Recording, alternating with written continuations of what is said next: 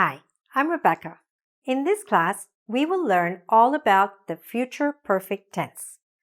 Now, this class is part of a series created by engVid to help you master all of the English verb tenses step by step. Now, the future perfect tense is an advanced tense, and it will allow you to speak about the future in a really interesting way that may or may not exist in your own language. So, shall we begin? Let's get started. So, we can use the future perfect tense in two ways. We use it to talk about an action that will be completed before a specific time in the future or before another action in the future. So, let me explain again. It's an action that will be finished or completed before a specific time in the future or a specific other action in the future. Okay, let's look at an example. Then you'll understand a little bit better, and as we go through the lesson, you'll understand more and more. All right, so let's look at this timeline. Let's pretend that I'm a university student, and this is where I am right now. Okay, this is the present in time. And I'm thinking ahead, and so I'm saying, okay, 6 months from now, I will finish university. But when I think ahead, I say, therefore, a year from now, or next year at this time, what things will already be over? Next year, at this time, I will have finished university. I will have completed all my classes. I will have passed all my exams and all of those things. So what we're doing is we're using the future perfect to explain all the things that will already be finished before a point in the future. Okay? And as we go along, you'll understand more and more. Let's just look very quickly at the structure. So that's really easy. You just take the subject, I, you, we, they, he, she, it, which you know very well. You add these two words for every subject. You don't have to change anything. Just say, for example, I will have, and then we take the verb, a regular verb. You can use the past participle or the past participle of an irregular verb. Doesn't matter. Again, I'll explain that. So you could say, I will have finished university. I will have completed my courses. I will have attended my classes, and so on. Okay? That's the basic overview. Now let's look at when to use the future perfect tense so you can understand a little more clearly. So, we use it, remember, to describe an action that will be completed before a specific time in the future. For example, by next July, they will have moved to the States, they will have started new jobs, and they will have bought a home. So, where is the future perfect here? In 3 places. Will have moved, will have started, and will have bought, right? By this time in the future, by next July, these 3 things will have happened already. Okay? That means these things will have happened before. They will have moved. They will have started new jobs. And they will have bought a home before next July. Okay? All right. We can also use it to talk about a completed action that happens before another action in the future. I know it all sounds a little bit tricky, but it's not. It's really pretty easy to understand. So let's look at the example. Before you arrive, we will have eaten dinner and the kids will have gone to bed. All right? So, before you arrive, certain things will already have happened. For that, we're using that future perfect tense. All of this is happening in the future. You're going to arrive in the future, and these things that I'm going to describe are going to happen in the future.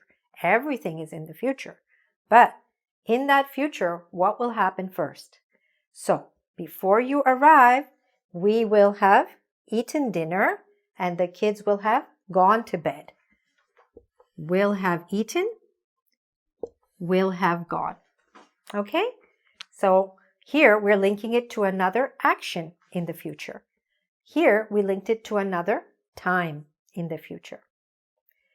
Okay, next, we use it with certain expressions. There are certain common expressions that you'll often find when using this tense or when you're reading this tense. Words like before, right? We saw that. Before you arrive. Or by the time you arrive. By the time I finish university. Okay? Or by 9 o'clock. All right? By Monday. By next summer.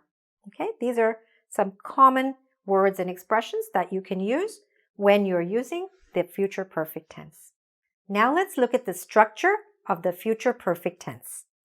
So I've divided the board into 3 sections for positive sentences, negative sentences, and for questions. So let's go through them step by step. So with a positive sentence, we're basically going to follow this structure. We take the subject, which is any one of these words or any other word which is functioning as a subject. We add will have, always, doesn't matter which subject. And then you have to add the past participle of the verb. What does that mean? It depends if we're talking about a regular verb or an irregular verb. They change, the past participles are different. For a regular verb, it's simply the same past tense form that you've always used. All right? Like work, worked. Brush, brushed. Dance, danced. Okay? That's the past participle form. It's the same as the simple past tense. Now, with the irregular verbs, you have to learn that third form. Okay? So, for example, leave, left, left. I see, I saw, I have seen, right? Seen. So that third form is what we need to use, and that is the past participle of the irregular verb. All right? Now, when you study the verbs, you will understand exactly what is that irregular form, and there's always a list of irregular verbs in most grammar books. Okay? All right. So, let's look at the positive sentence now. So, you would say, I will have arrived. Let's say, 24 hours from now, I will have arrived in Tokyo. Okay? You will have arrived. We will have arrived. You can repeat it after me. They will have arrived. He will have arrived. She will have arrived. It will have arrived. For example, the delivery, the parcel, okay? The email, etc. Okay? That's with the regular verb. Let's continue with the regular verb first, okay? To make it negative, it's really easy. All we're doing is we're just adding not, okay? I will not have arrived by that time. You will not have arrived. We will not have arrived. They will not have arrived. He will not have arrived. She will not have arrived. And it will not have arrived. Okay? So that's really easy. Now, let's look at the question. With the question, it would be, will you have arrived? So here it gets a little bit separated, right? So you have the will first, then you have your subject, and then have plus the verb, the past participle. So, will you have arrived by 8 o'clock? Will they have arrived home by then? Okay. Will she have arrived tomorrow? Okay, by tomorrow. That's how the question would be with the regular verb. With the irregular verb, basically, you just need that third form of the past, which is the past participle, and then you follow the same structure, right? You will have left by that time. They will have left. Left is the third form of the verb to leave, okay? And if you want to make it negative, you would say, they will not have left. Again, we're just adding the not, all right, to make it negative. There is a contraction, which I will show you soon. But for now, this is the basic structure. All right? And then, again, the same thing. If you're asking a question with the regular or irregular verb, doesn't matter. You're following the same structure. So, will they have left by that time? Will she have left? Okay? That's basically it. Sometimes when you're asking a question, you might want to put in a phrase, a kind of like a question word or a phrase like, by what time will they have arrived? So I could write that. Yeah. I could say, by what time? And then I'll have to not make it capital, but just write with a small letter. Okay, because I'm continuing it. By what time will they have arrived? Okay, that's it. And if you've understood this, you've understood the structure of this tense. And basically, just remember the will have, and that's the key. Now let's look at how we form contractions with the future perfect tense. So let's look at this sentence. I will have moved. That's a sentence in the future perfect tense. But very often in informal English and conversational English, we use contractions or shortened forms. So let's see how to do that. So instead of saying I will, we can say I'll. Say it after me. I'll. Okay, it's a little bit tricky sometimes to get that L sound out, but you can. But make sure you are saying the L sound if you want to use the contraction, because otherwise it will sound like I have moved, and that's different. Okay, so how did we get to this? We basically canceled this part here and added an apostrophe, and then we joined these two words, and so it became I'll. Say it after me. I'll have moved. You'll have moved. Let's just say this part, okay? Because this is the part we want to focus on. Later, you can say it by itself or in a sentence. We'll. They'll. He'll. She'll. Let's say a couple of sentences. They'll have moved. She'll have moved. Okay? So you need to hear that L part before you go on. So that's for the positive sentence. Now, with the negative sentence, it's going to be a little bit different. So what happens?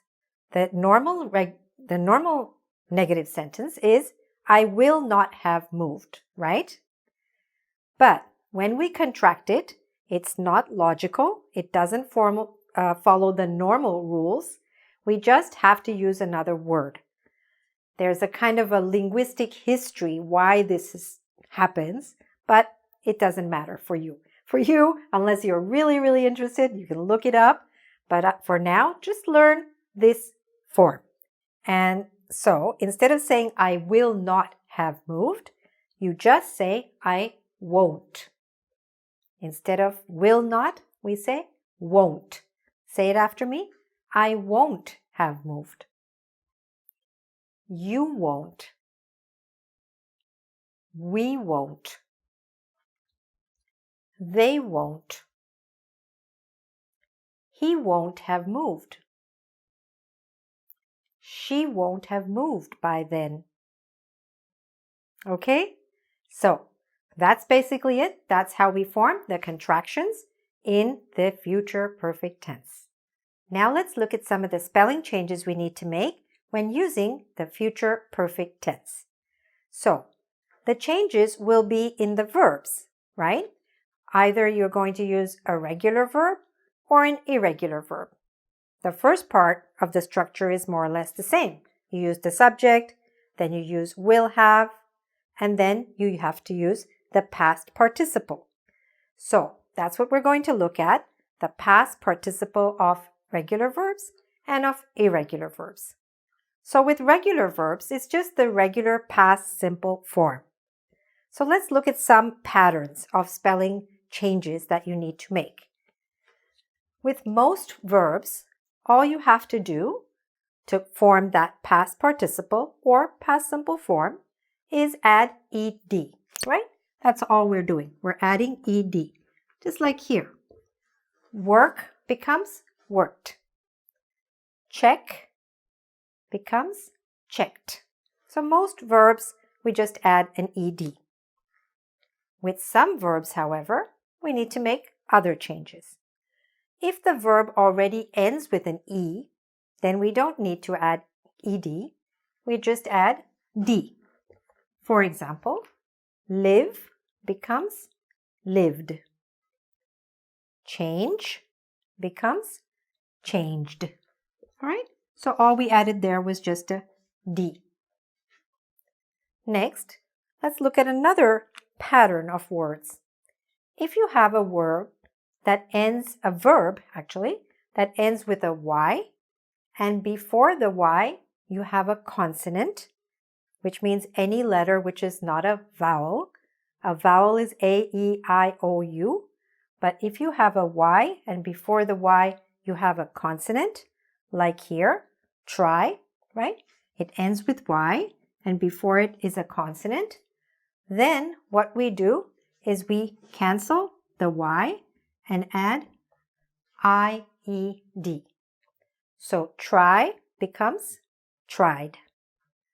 Study becomes studied, right? Same thing. I will have tried my best. I will have studied for the exam, right? Like that. And the last pattern that we can kind of see, or one of the main patterns, is for verbs that end with what's called a CVC pattern. So, C stands for consonant and V stands for vowel. So we look at the verb from the end. Let's look at this one. Starts with a C at the end, then we have a vowel, and then another C for consonant, right? CVC. So when you see a verb like that, when we look at it from the end and it has this pattern, then you double the last letter. So ship becomes shipped. They will have shipped your order, right? We see that here. Or hug. To hug means to embrace, like to embrace a child, or embrace somebody that you love is to hug. So this also has a CVC pattern. So the last letter gets doubled. Hug, hugged. All right? There you go. So these are some of the main changes with the regular verbs. Now, with the irregular verbs, that's the third form, and you pretty much have to learn them, and you probably know lots of them already because you've heard them, you've read them, and you may know many more than you actually realize. But these are just some of them that I've given to you, a few of the most common. For example, go becomes gone in the third form. All right, we're talking about that third form, the past participle that we need to use with the future perfect tense. I will have gone. Do becomes done. He will have done his homework. Give becomes given. They will have given. Take becomes taken. We will have taken. Write becomes written. She will have written the report. Okay? And these are just a few of them. There are many more. You can find a long list of them in any good grammar book or online. Now, let's practice what we've been learning. So, we're going to take some positive sentences, some negative ones, and one question. And we're going to change them all into the future perfect tense. All right, number 1. By the time he gets to the airport, the flight, we want you to use the verb arrive. So how can you express that in the future perfect? By the time he gets to the airport, the flight Yes. Will have. And then arrive is a regular verb, so it becomes arrived. Okay? Will have arrived. Good. Let's look at number 2. Next August, we, using the verb be, we something married for 25 years. What would that one be? Next August, we, yes, will have, and what's the form of be that we have to use here? That's an irregular verb. What's the third form? Will have been married for 25 years. Okay? Will have been, will have arrived. These are all future perfect tense. Okay. Number 3. By 3 o'clock, he blank his presentation. And we want to use the verb give. So, what would that be? By 3 o'clock, he will have, give becomes what? Given. Okay? This is another irregular verb. The 3 forms of that are give, gave, given. And here we need that third form. All right. Number 4. By 9 p.m., we blank dinner. Now, the verb you're going to use is have. Don't let that confuse you. So, we, what do we say? We will have, what's your verb? The verb you have to use, this you have to say anyway, right? Will have. Now you have to take the verb, just like you took give and made it given, you take have and make it what? We will have had dinner. Yes, we have this kind of construction in English. We will have had dinner. Why? Because the expression here is to have dinner. So that's your verb. Just like here, the expression was to give a presentation. All right? Or here, to be married. So whatever that verb is, you use the third form of that. Okay? All right. Very good. Now let's make some sentences negative. I blank work by 8 p.m. The verb is finish, but now we're going to make it negative. So, what will that be? I will not have finished, right? Because finish becomes finished, right? I will not have finished work by 8 p.m. Okay? Or, if we wanted to contract it, what could we say? I won't have finished work by 8 p.m. Okay? Very nice. Number 6. They blank their homework. What does that become? They will not have. What does do become? It's an irregular verb. And the third form is they will not have done their homework. All right? Very nice. Now, for the last one, let's make a question. So, blank he eat by then. How do we start the question? Which word first? The word will. Will he have? What's the form of the verb we need here? It's an irregular verb. Will he have eaten by then? Okay? All right. So how did you do on those? Did you feel good? You're getting the hang of it? You're getting used to it? That's the way. Practice is always the best way to perfect something. Now let's look at some common mistakes that are made when using the future perfect tense. So sometimes the mistake is in the verb form for regular verbs. Let's look at an example and then you can help me to fix it. By Monday, he will have start his new job. So, where's the mistake? The mistake is in the verb itself, in the regular verb. What should it be? By Monday, he will have, not start, but started, right? We have to change it to that form. He will have started his new job. So sometimes that regular verb isn't changed properly. So make sure that when you're writing it and using it, you do change it. Sometimes the mistake is in the verb form for an irregular verb.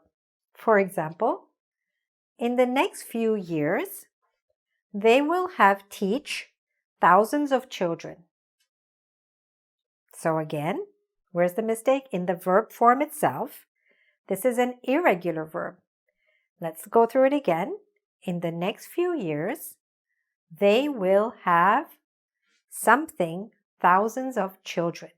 So what's the third form of teach? It is taught. T-A-U-G-H-T. They will have taught thousands of children. Okay? Good. Spelling. Sometimes the mistakes are in spelling. We looked at some of those earlier. For example, by next month, we will have planned the conference. That's what the person wanted to write, but they made a little mistake in the spelling. Where's the mistake? Can you find it? So the mistake is actually in the spelling of the verb. So let's look carefully. By next month, we will have, oops, that's wrong. Look, the verb is plan, right? So there's C, V, C, right? So it should be planned, right? We need to, in this case, we needed to double the last letter. And sometimes the mistake is in the question form. Let's look at what this student wrote. You will have finished shopping by that time? Now, if somebody said that, will I understand them? Yes, I will understand them. But is it correct? No, it's not correct. And if you write that in a test or an exam or an email, it doesn't sound very good. It's not correct. So how could we fix it? It's really easy. Remember the form for the question? How will it start? It will start like this. Instead of you will, which is like a sentence, we change the order and we write, will you have finished shopping by that time? Okay? So remember, questions start with will you, will they, will we, will he, right? That's the way we start the questions. Now, these are just a few examples that I gave you, but they're just to show you the kind of mistakes that are possible. So be careful not to make mistakes with the verb form for regular verbs or irregular verbs, the spelling of the verbs, and especially with the questions. So now let's review. We have learned how to use the future perfect tense and when to use it. And you know how to use it when you can do 3 things. Make a positive sentence, a negative sentence, and a question, such as we have on the board. So let's have a look at them. He will have retired. Here we have a regular verb. To retire means to stop working because you reach a certain age. So we could say, by next year, he will have retired. Or, by next year, he will not have retired. Or we could ask a question. Will he have retired by next year? Okay? When you can move quickly between those sentences, you've got it. Let's take an example with an irregular verb. She will have spoken to John by next week. Or, she will not have spoken to John by next week. Or, will she have spoken to John by next week? All right? Again, here we had the irregular verb speak, which became spoken. So, yes, you have to learn those as you go along. But I think you've done an amazing job. You stuck with me till the end, and I know that you're serious, and I'm sure you've mastered a lot of this already. So what you can do now is write some sentences of your own. Practice saying some sentences of your own to talk about your life, to talk about people in your life. What will you have achieved by next year? What will you have done by next year? What will you have completed by next year? Write out some sentences, write out some plans, write out your vision for the future. Okay? And you can use this tense and practice it. Then, when you're ready and you feel you're comfortable with this tense, move on to our next class, which is on the future perfect continuous tense, which is also called the future perfect progressive tense. All right? And if you'd like to do a little more practice on this, you can always do a quiz at engVid. So, thanks very much for watching, and I wish you the very best with your English.